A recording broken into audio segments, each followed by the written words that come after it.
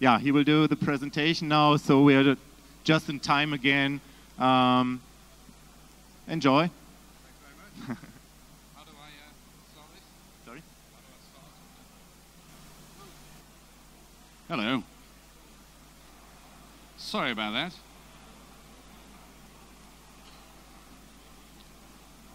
Have you on ready? Okay, hello. My name is Mike Clarke, and I used to work in there. For that is Psygnosis. And it is pronounced Psygnosis, not Psygnosis. I'll just get that out there.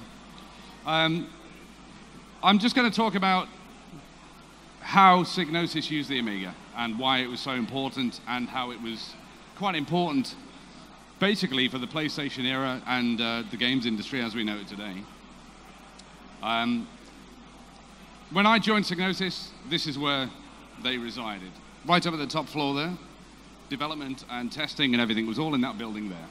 I joined in 1992, and it was quite exciting, because obviously I was a big Amiga gamer. I'd already done music for one game at Psygnosis, which is this one, before I actually got a job there.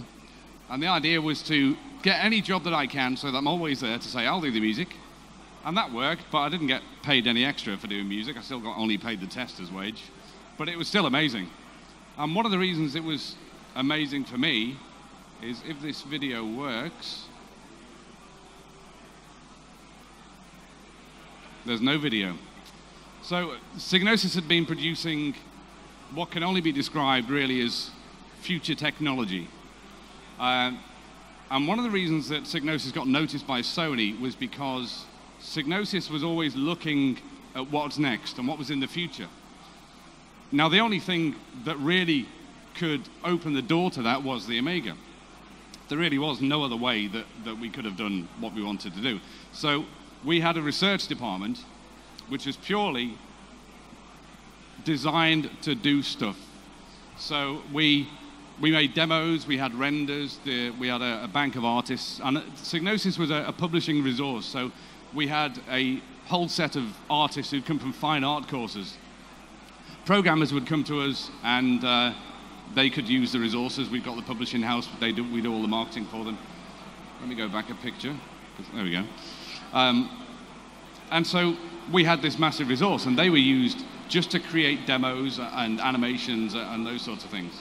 And off the back of that, we had some interesting projects. We were doing a Star Wars game, all done on the Amiga, Sculpt 4D, Deluxe Paint. That ended up falling apart, but nevertheless, it moved us on to doing other intros, and Psygnosis got known for doing these fancy intros and renders, and it was all very, very good. And this is because our managing director had this idea.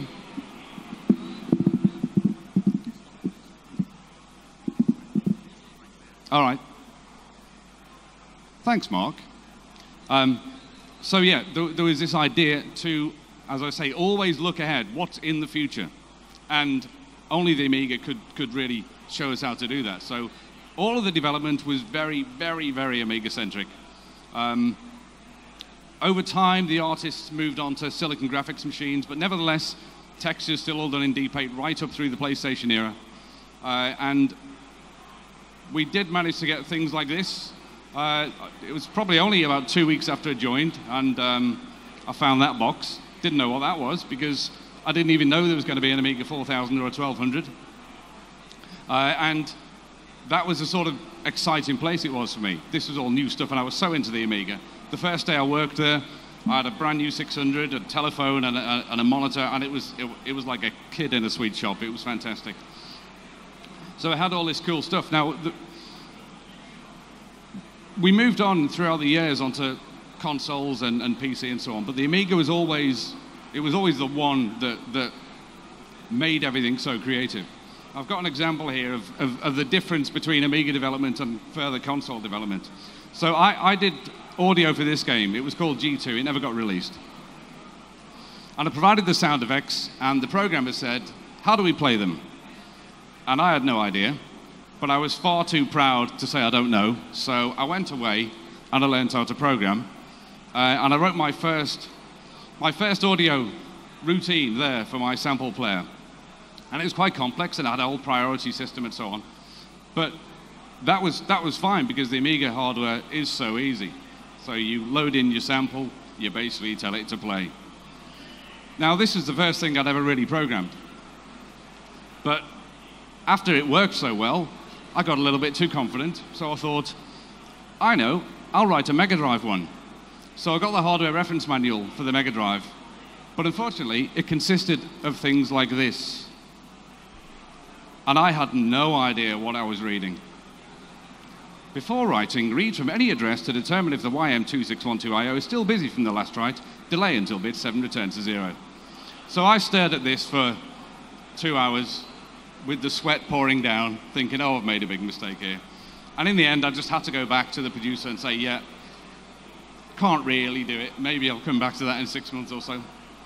Because it was all so complicated. But the Amiga was so accessible. It was so easy. Even doing assembler, 68,000 is so nice to use. And I went from basically nothing to having my play routines done in a couple of weeks. And we kept on doing demos, we kept on getting noticed for such things, and we ended up getting noticed by Sony, because we'd done all of these technical demos, and they didn't really go anywhere. We had a lot of marketing videos that the general public didn't see, just animations and cool stuff, because that's what they wanted to do. And so Sony came in, and it was a shock to everybody, but we got bought for probably quite a lot of money to start the PlayStation era. And this is, again, it's all off the back of all the Amiga stuff that we did. But there was still no option doing audio for me other than the Amiga. Even when I went onto the console era, all the Mega CD games that I did, that was all done on ProTracker and then ported over. The SNES stuff that I used to do, I used to write it in ProTracker first and then copy the data over into the play routine. And then all the artists, as I said before, they carried on using Deluxe Paint basically until all the Amigas died, because there was nothing else that could do textures as well as Deluxe Paint. So all the original Wipeout and all those, that's all Deluxe Paint with Silicon Graphics doing all the modeling.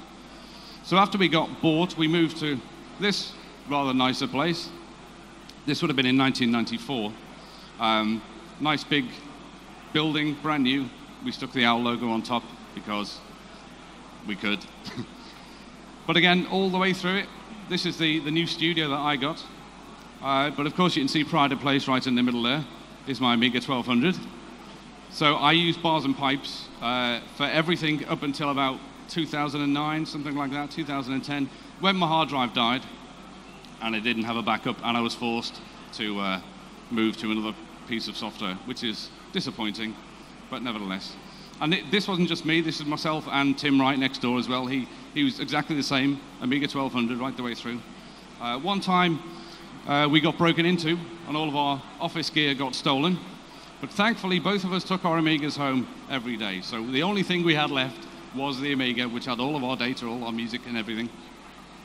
And we had all of our own personal gear in the office because they wouldn't buy us any. So of course they said, why don't you have your own gear? Well, you wouldn't buy us anyway, so you're going to have to pay. So they had to pay us all of their market worth of all of our gear that got stolen. So when we got to the new building, it was a little bit better, and we could design our own desks and so on. But yes, the Amiga was always really the heart and soul of it. The PlayStation games that we did wouldn't have been possible without it. As I said at the beginning, the Amiga was the only thing that really allowed, it showed the window of what was going to be possible. And all of the programmers that we had with the research projects, they had big ideas, and we tried as much as possible to get them running on the Amiga. And it lasted a long, long time. The sad day for me was when the artists finally got rid of the Amigas.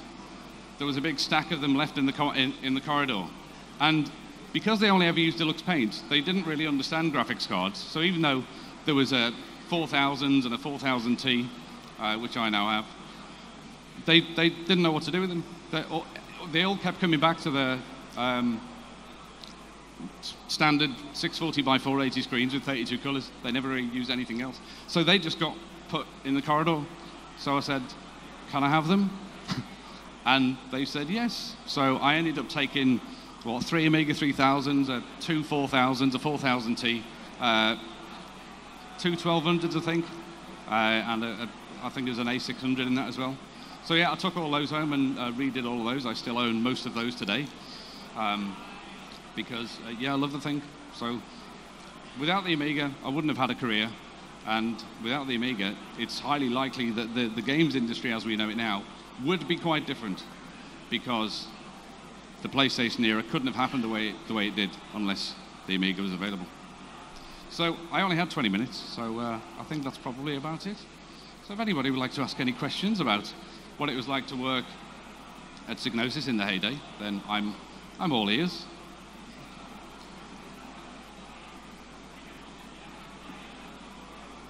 No? Yes.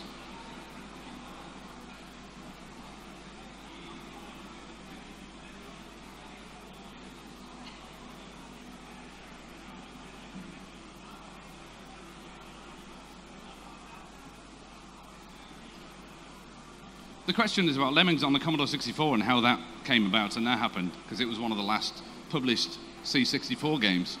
Well,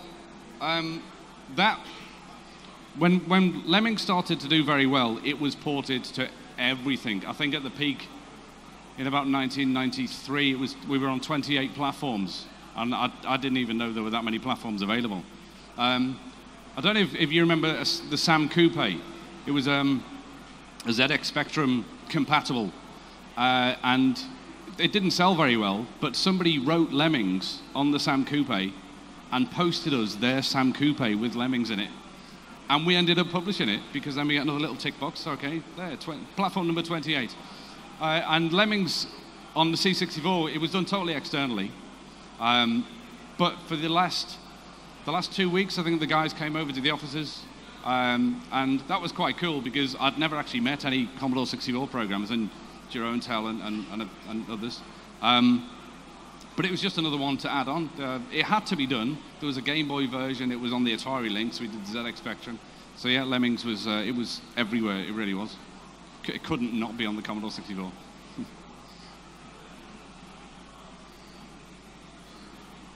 Anything else? No? Well, all right then. Thank you for listening. Excellent.